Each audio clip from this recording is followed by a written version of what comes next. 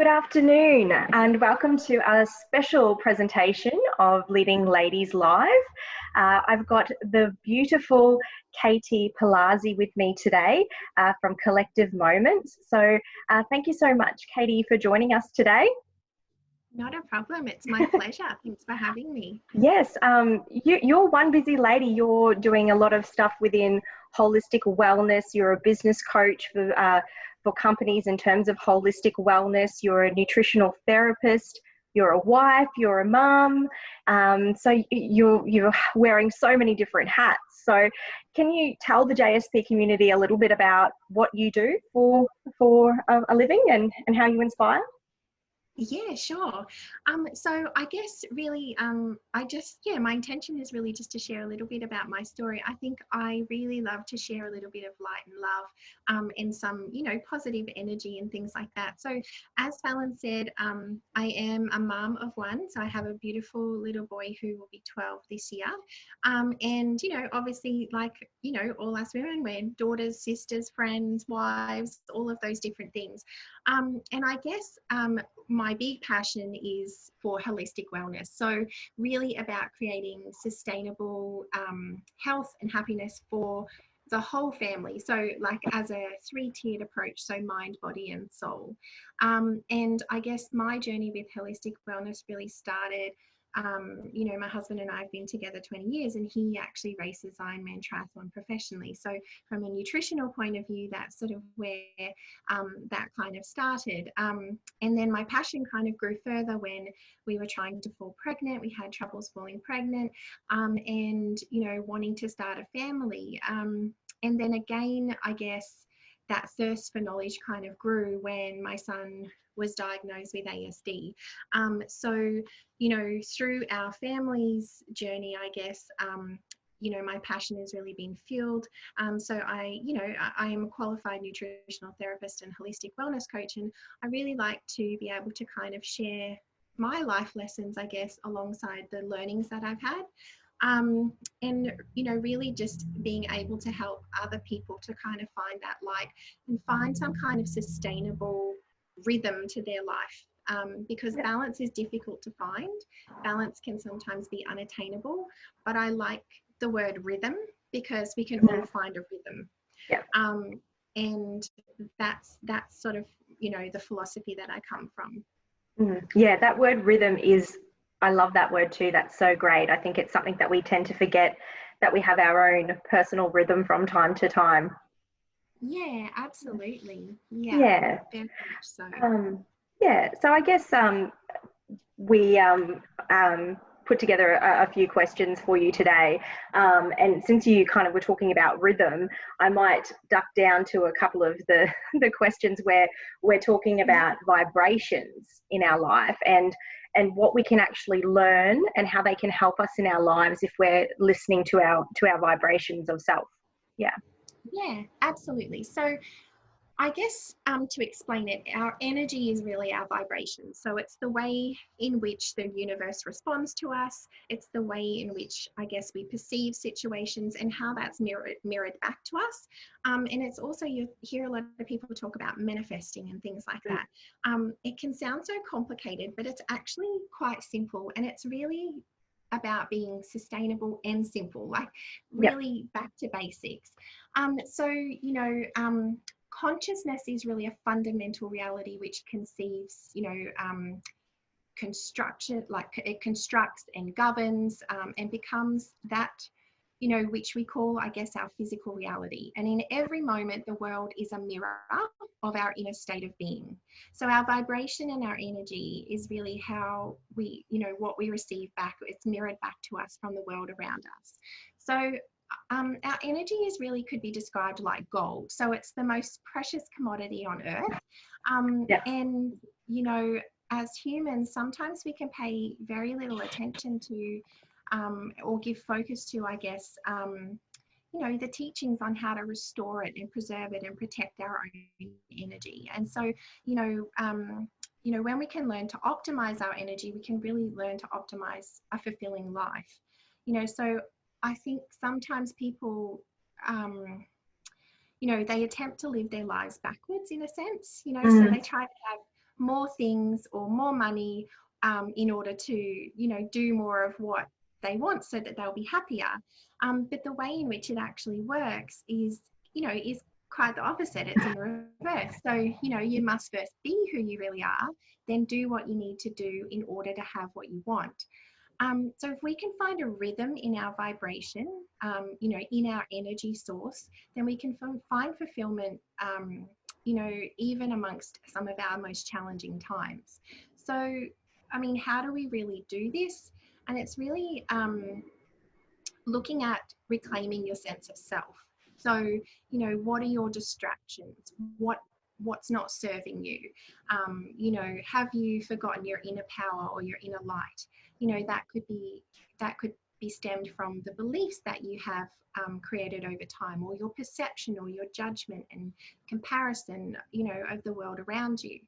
And I guess energy really comes from a mind body soul connection. So, you know, you can hope or you can meditate, you can pray and manifest, but if you're doing all of this from a chaotic state, then, you know, that's out of rhythm. And so then you're not going to attract what you desire.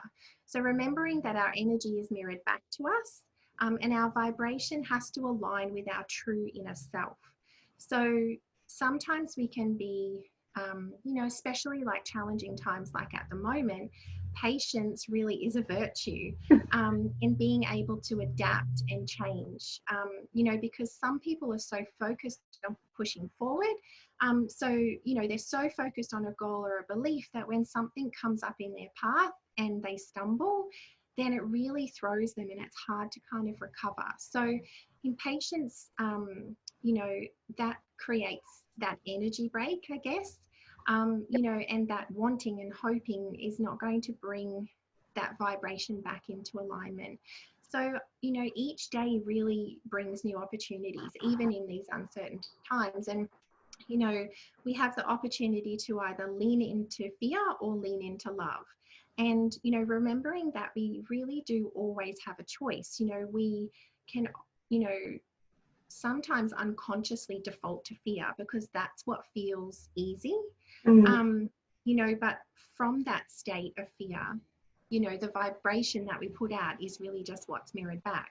So, you know, we choose fear in lots of different ways. It could be throwing yourself into Netflix and trying to, you know, not worry about the world, or, you know, it could be the conversations that you hold, or, you know, it could be simply the thoughts that we entertain. So, you know, the presence of fear is really a sure sign that we've disconnected from the loving presence of the universe, but also, I guess, that innate sense of self as well. So, you know, judgment and comparison and seeing ourselves separate from others disconnects us as well. And so, you know, when we can let go of the judgment and comparison and really see ourselves as part of one big unity, like it doesn't matter the success we've had or where we are in life or the choices that we've made, but seeing that we are all connected, and that we're all equal, I guess, and equal in a sense that we all have the same ability to choose. So, you know, you become more willing to release those fear-based thoughts and you choose compassion and peace instead. And this really starts to connect you back with your inner power. You know, so syncing and aligning your energy and therefore having that mirrored effect, you know, you'll start to see that show up in your life. You know, so when you can become really super aware of your energy and your vibration, then life starts to wake up for you, you know, and you feel more inspired, you feel more joyful, purposeful, more empowered, you know, and you no longer feel that you need to control or, you know, compare or push. And I guess you can settle into a sense of ease, really. So first of all, I guess, you know, you become a powerful example to other people, and you will vibrate at such a high loving frequency that your energy will be felt far and wide. And so I guess that has that ripple effect onto those around you. You know, and I guess, yeah, at this time, it's something that we really need to be conscious of, I guess, you know, in this trying kind of time. Yeah, I guess with you talking about that now, that it's not something that can happen overnight, can it, Katie? It's something that we're constantly kind of working on.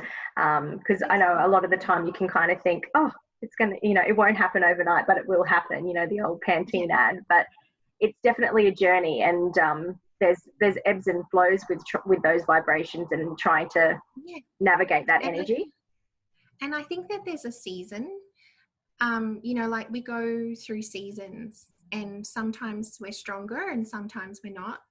And I think that, like now, I guess is a good time for us to check in really and be more aware of ourselves. And it's something that you need to work on every day. It's not something that just sticks, Yeah. I think if we stop growing and we stop being consciously aware, then, like we're not going forward, are we? We just No. stuck.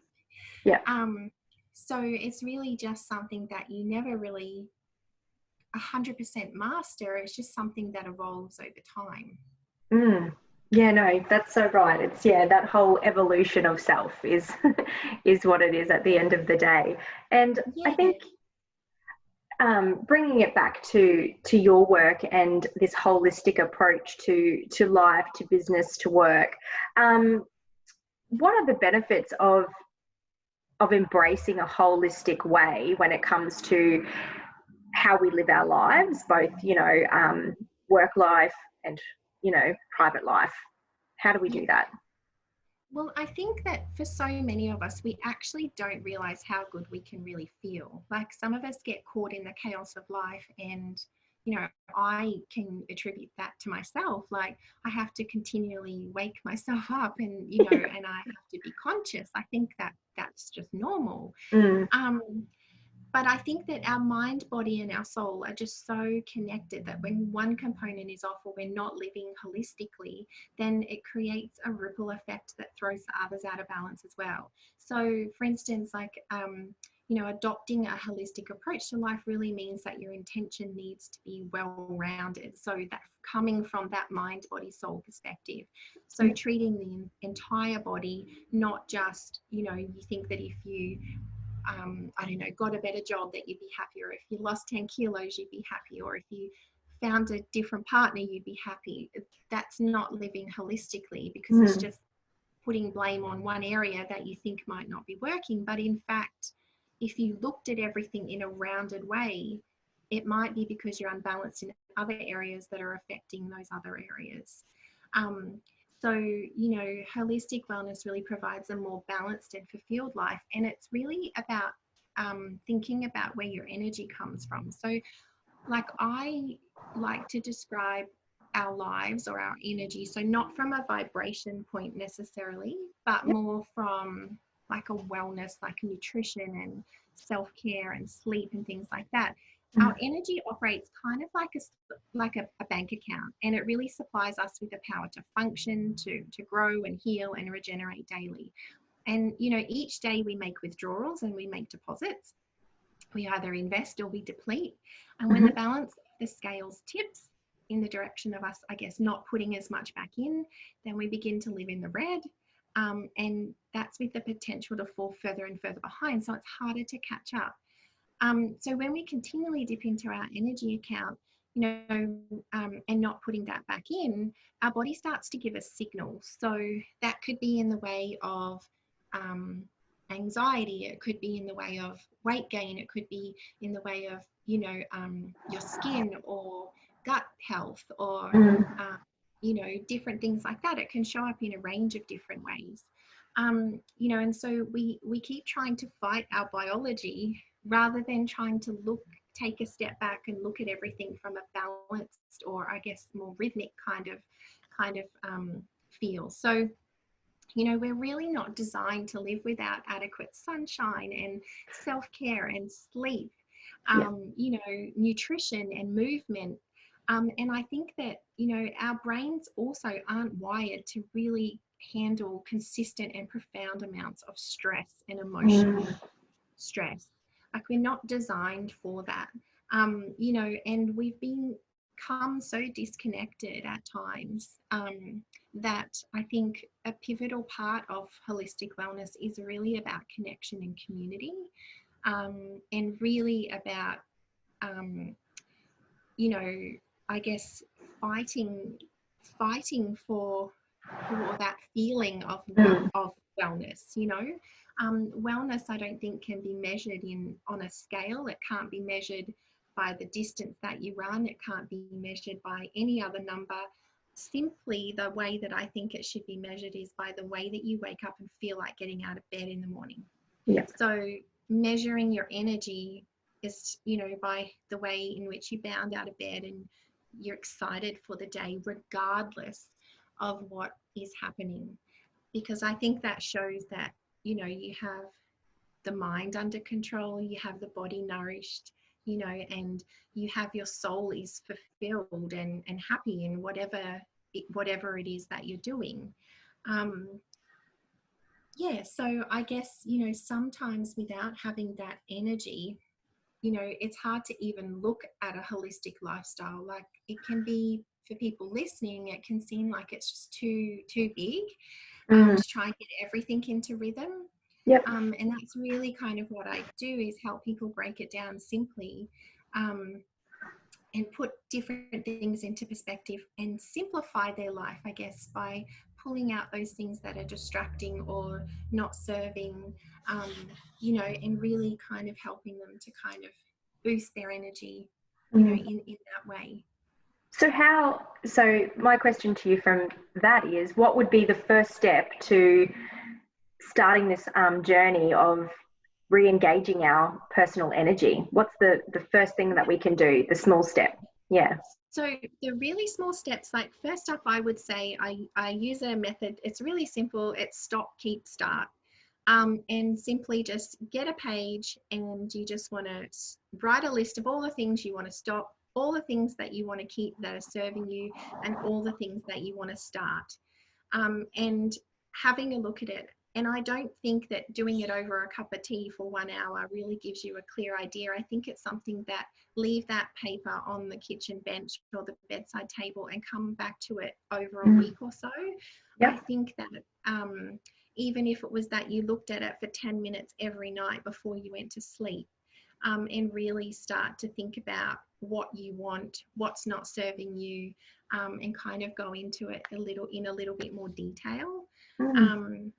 Because the way that you feel is really the most fundamental way that you demonstrate care for yourself, really. Like, it's the same with, you know, the way that you feed your body is really the most fundamental way that you take care of yourself. You nourish your body. The same with, you know, what you think and perceive, all of those different things.